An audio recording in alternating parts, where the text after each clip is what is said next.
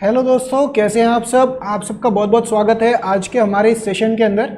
ये सेशन खास तौर से उन बच्चों के लिए जो 11वीं क्लास के अंदर कॉमर्स स्ट्रीम पिक करने जा रहे हैं। अभी अभी आपने 10वीं क्लास के पेपर दिए हैं, बोर्ड एग्जामिनेशंस दिए हैं और अभी तक आपका 10वीं क्लास का रिजल्ट भी नहीं आया है। और 11वीं क्लास के अंदर जो आपको स्ट्रीम्स अलॉट होने जाती है उसमें से आप या तो कॉमर्स ले चुके हैं या लेने का सोच रहे हैं। तो ये वीडियो खास तौर से उनके लिए होने जा रहे हैं जो 11वीं क्लास में कॉमर्स के हमारे प्यारे प्यारे स्टूडेंट्स हैं। तो कुछ points to keep in mind while selecting commerce stream, कुछ बातों का आपको ध्यान रखना चाहिए कॉमर्स स्ट्रीम सिलेक्ट करते वक्त। आइए एक एक करके शुरुआत करें। सबसे पहले बच्चों, एकेडमिक फोकस आप सबका क्या होना चाहिए या आप सबका मेंटल सोचने का तरीका इस चीज़ के रिगार्डिंग, कॉमर्स के रिगार्डिंग क्या होना चाहिए। सबसे पहले बच्चों देखिएगा, आपका ना न्यू सब्जेक्ट्स यहाँ पे इंट्रोड्यूस होंगे। कॉमर्स के अंदर नए नए सब्जेक्ट्स का मतलब क्या हो गया, अकाउंट्स, इकोनॉमिक्स, बिजनेस स्टडीज़ हो गया जिसे बीएसटी बोलते हैं, ठीक है ना। उसके बाद कई बच्चे एंटरप्रेन्योरशिप लेते हैं, कई बच्चे लीगल स्टडीज़ भी ले लेते हैं साथ में, एंड सो ऑन। बट इसके अंदर आप देखेंगे नए सब्जेक्ट्स के अंदर सबसे ज़रूरी एक आ जाता है, एक अकाउंट्स। बिना अकाउंट्स के कॉमर्स का कुछ सेंस नहीं बनता है। तो नए सब्जेक्ट्स आप सबको यहाँ पे इंट्रोड्यूस होंगे, ऐसे सब्जेक्ट्स जो आप सभी पहली बार पढ़ने जाएंगे। तो 11वीं क्लास जो होती है ना बच्चों, मैं अक्सर बच्चों से बात करता हूँ, तो ये बेस बिल्डिंग ईयर है। बेस बिल्डिंग ईयर का मतलब क्या हुआ कि भाई देखो, आप कोई सब्जेक्ट पहली बार पढ़ने जा रहे हो, आपको कुछ नहीं पता उस सब्जेक्ट में क्या होने जा रहा है, और मैं सीधा आपसे आके बात करने शुरू कर दूँ डेबिट एंड क्रेडिट। तो बच्चा आते ही क्या बोलेगा कि सर डेबिट क्रेडिट क्या होता है, वो समझ ही नहीं आता है। क्यों नहीं समझ में आता? क्योंकि आपसे कॉमर्स यानी कि अकाउंट्स की एक नई भाषा शुरू करने जा रहे हैं आप। कोई भी नई चीज़ को शुरू करने के लिए, मान लीजिए आप कोई नया लैंग्वेज सीखते हैं, ठीक है ना, तो उसके अंदर टाइम लगता है। आपको पहले ABCD उसका सिखाया जाता है, बेसिक सिखाया जाता है, फिर जाके सेंटेंस फॉर्मेशन, फिर पैराग्राफ राइटिंग, ऐसे शुरू होता है। वैसे ही अकाउंट्स के यहाँ पे कॉमर्स के अंदर भी जब मैं बात कर रहा हूँ, कई सारे नए सब्जेक्ट्स आएंगे, जैसे अकाउंट्स हो गया, इकोनॉमिक्स हो गया, बिजनेस स्टडीज़ हो गया, एंटरप्रेन्योरशिप। तो ऐसे सब्जेक्ट्स को आपके लिए फर्स्ट ईयर यानी कि 11th क्लास जो होता है, ये बेस बिल्डिंग ईयर होता है। अगर आपने इसका बेसिक से ढंग से नहीं बनाया तो आपको आने वाले कई सालों तक, जब तक आप अकाउंट्स या कोई भी कॉमर्स के सब्जेक्ट स्टडी करेंगे, आपको ज़रूर दिक्कत का सामना करना पड़ेगा। इसके अंदर बच्चों आपको रेगुलर प्रैक्टिस चाहिए होगा। क्वेश्चंस जैसे प्रैक्टिकल सब्जेक्ट्स है, फॉर एग्जाम्पल अकाउंट्स, इसके अंदर आपको time to time regular practice चाहिए होगा। आपको क्वेश्चन सॉल्व करने होंगे ताकि आपको बेसिक कॉन्सेप्ट रिकॉल होते रहे। And make proper notes. जो भी चीज़ आपको क्लास में करवाई जाए, इररिस्पेक्टिव आप कहाँ पे स्टडी कर रहे हैं, किस तरीके से कर रहे हैं, स्कूल में स्टडी कर रहे हैं, आपको उनका प्रॉपर तरीके से नोट्स बनाना चाहिए और उनको अगेन रेगुलर प्रैक्टिस के साथ साथ रिवाइज करना ज़रूरी है।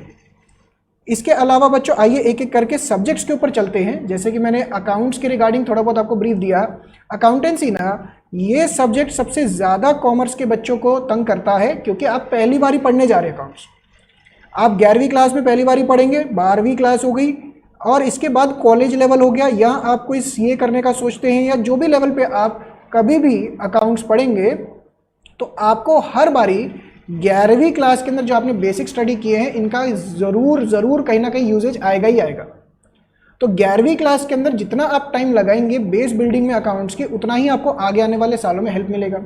इसके अंदर कैसा कैसा स्टडी होगा बच्चों, कई सारे फॉर्मेट्स आएंगे आपके सामने, कई सारी कैलकुलेशंस आएंगी, प्रैक्टिकल एप्लीकेशन होगा कि भाई बिजनेसेस अपने आसपास कैसे प्रैक्टिकली कॉन्सेप्ट्स को अप्लाई करते हैं, और इस सब्जेक्ट को आपको अप्रोच कैसे करना चाहिए, इस चीज़ को भी समझिए।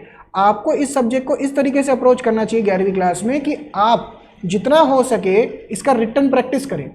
देखिए, ना तो ये सब्जेक्ट 100% थ्योरी है, ना ये सब्जेक्ट 100% प्रैक्टिकल है। जैसे प्रैक्टिकल सब्जेक्ट होता है ना, जैसे मैथमेटिक्स है, मैथ्स टोटल प्रैक्टिकल है, आपको क्वेश्चंस प्रैक्टिस करने हैं। थ्योरी सब्जेक्ट जैसे आपका हो गया SST जो 10वीं क्लास में था, इसके अंदर थ्योरी भी आएगा और थ्योरी का प्रैक्टिकल एप्लीकेशन भी आएगा। तो आपको दोनों चीज़ों का बैलेंस मेंटेन करके चलना पड़ता है, जिसके लिए अगेन बार बार जितना आप प्रैक्टिस करेंगे उतना आपको सबसे बेस्ट तरीके से ये सब्जेक्ट समझ में आएगा। एक बार ये सब्जेक्ट आपको समझ में आना शुरू हो जाए तो आने वाले जब भी आप पढ़ेंगे 11वीं के एंड में, 12वीं क्लास में, कॉलेज में, आपको ये सब्जेक्ट सबसे इंटरेस्टिंग लगेगा। बट वो कैच करना, वो बेस बनाने में सबसे ज़्यादा आपको टाइम लगेगा। अगला सब्जेक्ट आता है बच्चों इकोनॉमिक्स। इकोनॉमिक्स ना फिर भी जब मैं बच्चों से डिस्कस करता हूँ, बच्चे कहते हैं हाँ सर थोड़ा बहुत इकोनॉमिक्स तो पढ़ा हुआ है। जैसे आपके पास 10वीं क्लास में SST होता था, एसएसटी में कुछ पोर्शन इकोनॉमिक्स का भी आता था, बट यहाँ पे जो इकोनॉमिक्स आपके सामने आएगा ये टोटली डिफरेंट होगा। यहाँ पे आप 11वीं क्लास में माइक्रो इकोनॉमिक्स, 12वीं क्लास में मैक्रो इकोनॉमिक्स की बात करेंगे। इसके अंदर कई सारे ग्राफ्स आपके सामने आएंगे, बहुत सारी चीज़ों के डिफरेंसेस आएंगे। जैसे मैंने यहाँ पे लिखा है डिफरेंस बिटवीन माइक्रो मैक्रो। आप अगर अपने लेवल पे बात कर रहे हैं, छोटे लेवल पे बात करें इकोनॉमिक्स की, तो माइक्रो हो गया। अगर आप देश के लेवल पे बात करें, इंडिया के लेवल पे बात करें, नेशनल लेवल पे बात करें, तो मैक्रो हो गया। बहुत सारे भर भर के न्यूमेरिकल्स आते हैं सब्जेक्ट के अंदर, ठीक है ना। तो इन चीज़ों का भी ध्यान रखना है। जैसे 11वीं क्लास में आपका सिलेबस कैसे बनेगा, माइक्रो इकोनॉमिक्स एंड स्टैटिस्टिक्स, इन दोनों को मिला के बनता है। तो ये माइक्रो इकोनॉमिक्स तो नया है ही है, बट स्टैट्स के अंदर भी कुछ पोर्शंस आपने हो सकता है 10th में कर रखे हो, कुछ पोर्शंस आपको नए लगे, इनका प्रैक्टिकल एप्लीकेशन कैसे होगा ये चीज़ आपको समझाई जाती है। नेक्स्ट, एक सेकंड, नेक्स्ट सब्जेक्ट आता है बच्चों आप सबका बिजनेस स्टडीज। बिजनेस यानी कि काम, और इस चीज़ के रिगार्डिंग स्टडीज़ कि आप बिजनेसेस को यहाँ पे स्टडी करते हैं। Understanding the key terms, what is business, what is employment, what is profession, अलग अलग चीज़ें, HUF क्या होता है, कंपनी क्या होता है, ROI रिटर्न ऑन इन्वेस्टमेंट्स क्या होते हैं, इन सब के रिगार्डिंग आपको यहाँ पे स्टडी करवाया जाएगा। केस स्टडी बेस्ड क्वेश्चंस भी आते हैं। अब रीसेंट ट्रेंड जब आप देखेंगे तो बिजनेस स्टडीज़ में ना काफ़ी टाइम से केस स्टडी बेस्ड आपको केस स्टडी दिया जाएगा प्रॉपर, और उसके रिगार्डिंग आपको बताया जाएगा कि बताइए आपके क्या इसके ऊपर पॉइंट्स हैं, क्वेश्चन दिए जाते हैं केस स्टडी ओरिएंटेड। तो ये बड़ा ज़रूरी होता है कि बिजनेस स्टडीज़ को आप स्टार्टिंग से करके चलें। बहुत बारी बच्चे ऐसा करते हैं कि भाई ये थ्योरी सब्जेक्ट है, तो बहुत बारी बच्चे ना थ्योरी सब्जेक्ट को इग्नोर करके लास्ट में पढ़ाई करने का सोचते हैं। मैं आपको सजेस्ट करूंगा कि स्टार्टिंग से ही थ्योरी राइटिंग का प्रैक्टिस रखिए। बिजनेस स्टडीज़ आप जब भी फ्यूचर में, अगर आप में से कोई बच्चा है जो MBA करने का सोच रहा है, वहाँ पे भी आपको यही चीज़ थोड़ा सा एडवांस करके पढ़ाई जाती है। बस केस स्टडीज़ थोड़े से और बेटर कर दिए जाते हैं, ठीक है ना। तो यही चीज़ का लेवल बढ़ा दिया जाता है, बट होता बिजनेस स्टडीज़ ही है, क्योंकि वहाँ पे भी तो आप MBA वगैरह के अंदर क्या करते हैं, बिजनेस का स्टडी ही तो कर रहे होते हैं। यहाँ पे भी आपको बिजनेस स्टडीज़ ही सिखा रहे हैं। तो स्टार्टिंग से ही थोड़ा थोड़ा थ्योरी करते चले, ये ना हो कि लास्ट के लिए आप सब कुछ छोड़ दें और लास्ट में कुछ हो ना। अगला सबसे मेजर क्वेश्चन आता है कॉमर्स के बच्चों के लिए दिमाग में कि सर ये बात बताइए, सबसे मेजर क्वेश्चन कि सर हमें अप्लाइड मैथ्स करना चाहिए या core that is standard maths करना चाहिए, या फॉर दैट मैटर पहले तो दोनों में से क्या करना चाहिए, कोर मैथ्स या अप्लाइड मैथ्स। और दूसरा बच्चा कहता है सर मैथ्स करना भी चाहिए या नहीं करना चाहिए। बहुत बारी ऐसे स्टूडेंट्स भी होते हैं कि सर हम कॉमर्स क्यों पिक करने जा रहे हैं, हम कॉमर्स इसलिए करने जा रहे हैं क्योंकि साइंस नहीं होती है। तो आपका ये टोटल सोचने का तरीका बदलना चाहिए अगर आप कॉमर्स स्ट्रीम में जा रहे हैं। कॉमर्स स्ट्रीम में ऐसा नहीं है कि आपको कुछ पढ़ने के लिए बड़ी आसानी रहने वाली है, आपको पढ़ना उतना ही पड़ेगा जितना आप PCM या उससे ज़्यादा भी पढ़ना पड़ेगा। बट मैथमेटिक्स की जहाँ तक बात है, मेरे हिसाब से बिल्कुल आपको मैथमेटिक्स लेना चाहिए। इससे आपकी कैलकुलेशंस, सोचने का एनालिटिकल तरीका बहुत बढ़ता है। और दूसरा आता है कि सर कोर मैथ्स लें या अप्लाइड मैथ्स। मेरे हिसाब से कॉमर्स के स्टूडेंट्स के लिए अप्लाइड मैथ्स ज़्यादा बेहतर एक अप्रोच रहता है rather than core maths. But ऐसा नहीं है कि आप अगर कोर मैथ्स पिक कर रहे हैं या आपके स्कूल में कोर मैथ्स ही है, अप्लाइड मैथ्स नहीं है, तो आप बहुत पीछे रह जाएंगे। इनका करिकुलम अगर आप देखें, किसी भी मैथमेटिक्स टीचर से आप पूछेंगे, ऑलमोस्ट सेम मिलेगा आपको, ऑलमोस्ट सेम। कुछ चीज़ों का डिफरेंस ज़रूर आएगा, वो डिफरेंस ही थोड़ा सा क्रिएट करते हैं, बट अदरवाइज दोनों का करिकुलम ऑलमोस्ट सेम मिलेगा। जैसे हमारे टाइम पे भी जब हम स्कूल लेवल पे पढ़ते थे तो अप्लाइड मैथ्स नहीं होता था, हमने भी कोर मैथ्स ही किया हुआ है, तो इससे कोई इतना मेजर चीज़ का फ़र्क नहीं है। सिलेबस मिलता जुलता है, बस थोड़ा सा लेवल का ऊपर नीचे है।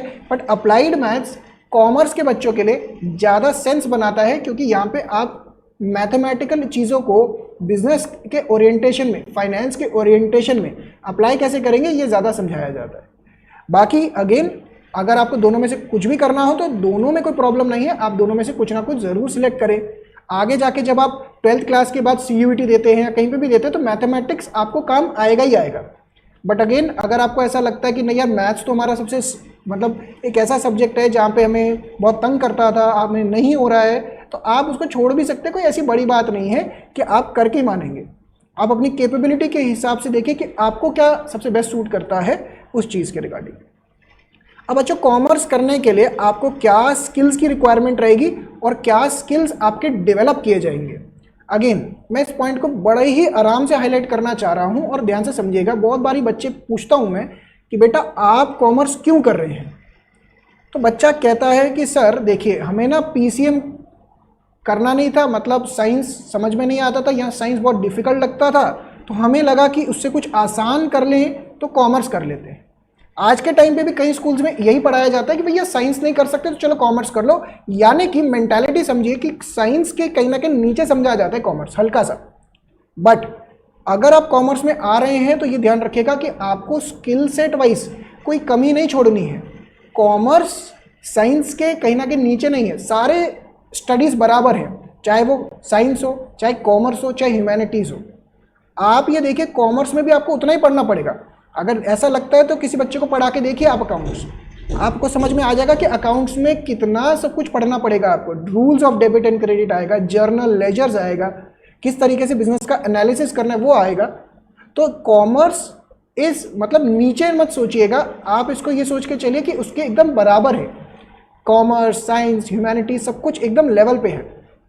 अगर आप कॉमर्स में जा रहे हैं आपके क्या करियर ऑप्शंस हैं उसके लिए भी मैंने एक अलग स्लाइड बना रखा है, उस पर भी डिस्कशन करते हैं। बट पहले आपको क्या स्किल्स रिक्वायर्ड होंगे और क्या स्किल्स डेवलप होंगे। सबसे पहला टाइम मैनेजमेंट, कैलकुलेशंस की ट्रिक्स कैसे होती है, फास्ट कैलकुलेशन कैसे करें भैया। आपको प्रेजेंटेशंस पे भी ध्यान रखना है। एनालिटिकल थिंकिंग, एनालिटिकल थिंकिंग मतलब from the point of view of business, how to run businesses, how to calculate मतलब फाइनेंसेस, आपको प्रॉफिट्स कैसे कैलकुलेट करने हैं बिजनेस के, एनालिसिस कैसे करना है, ये बिजनेस प्रॉफिटेबल है, लॉस मेकिंग बिजनेस है, पिछले साल क्या हुआ, इस साल क्या हो रहा है, एंड सो ऑन।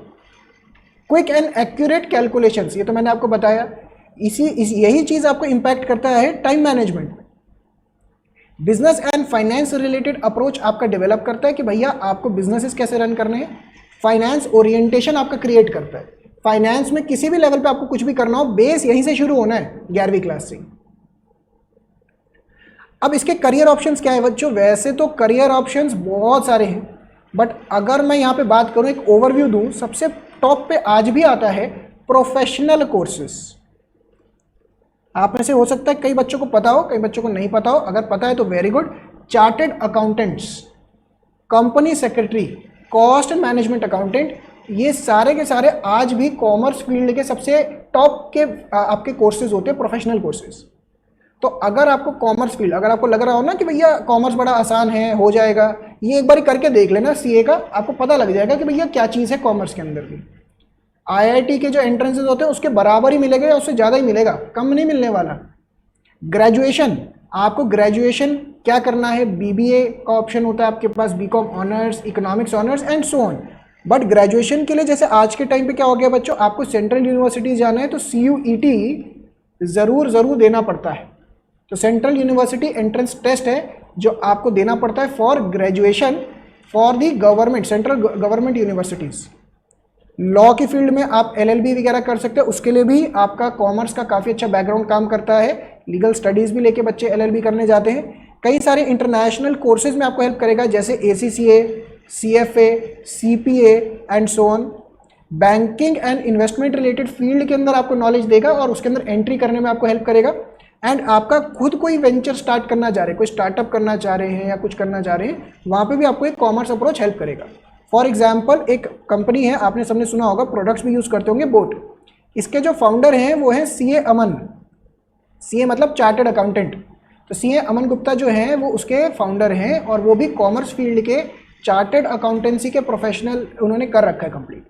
तो आप समझ सकते हैं कोई भी वेंचर स्टार्ट करना हो आपको उसका फाइनेंस का नॉलेज होना तो बेसिक है। बिना फाइनेंस पैसा कहाँ से आ रहा है, कहाँ जा रहा है, इसके बगैर आप बिजनेस चला नहीं पाएंगे। ये तो बहुत ही बेसिक चीज़ें हैं। तो ये कुछ करियर ऑप्शंस मैंने आपको बताए जो आप 12th के बाद कर सकते हैं, 12th के साथ साथ। बट अगेन अगर आप 11वीं क्लास के अंदर हैं तो प्लीज़ इनकी तरफ अभी मत सोचिए। जैसा मैंने आपको पहले भी बताया, जो आपका 11th क्लास होता है ना, that is very important. It is a base building year. अगर 11वीं क्लास में आपका बेसिक स्ट्रांग नहीं रहा ना, आपको आगे आके दिक्कत आएगी। तो 11वीं में ज़्यादातर बच्चों को ये बोलता हूँ, खास तौर से वो बच्चे जो अभी थोड़ा कंफ्यूज्ड हैं।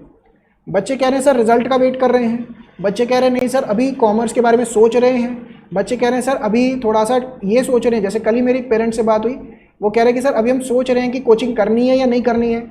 तो ये ध्यान रखिए कि 11वीं क्लास आपका बेस बिल्डिंग ईयर है। आप जितना अपना बेसिक्स समझने पे ध्यान देंगे उतना बेहतर रहेगा। तो इस साल आप सभी फोकस करिए rather than career options. Yes, this is important, आपको सोचना चाहिए, बट आपके बेसिक्स स्टार्टिंग वाला इनिशियल पीरियड 11th का सबसे क्रिटिकल रहने वाला है। अब बच्चों थैंक यू सो मच। अगर आपके कोई भी क्वेश्चंस हो तो आप हमें फॉलो कर सकते हैं, आप हमें बता सकते हैं। यूट्यूब हमारा ये चैनल है, that is CA Ishan Gupta, accounts and economics with CA Ishan Gupta. आप यहाँ पे मुझे फॉलो कर सकते हैं, या इंस्टाग्राम पे भी मुझे सर्च कर सकते हैं और फॉलो कर सकते हैं, और कोई भी आपके क्वेश्चंस हो तो मुझे बता सकते हैं। थैंक यू सो मच, अगले सेशन में मिलेंगे। अगर आपके ऐसे कोई भी क्वेश्चंस हैं कॉमर्स के फील्ड के रिगार्डिंग, 11th हो, 12th हो, CUET, CA या कोई भी कॉमर्स रिलेटेड क्वेश्चंस हो, तो डेफिनेटली कमेंट सेक्शन में मुझे बताएं, ताकि next session, next video, next discussion हम उस पर कर पाएँ। Bye bye, all the very best and take care.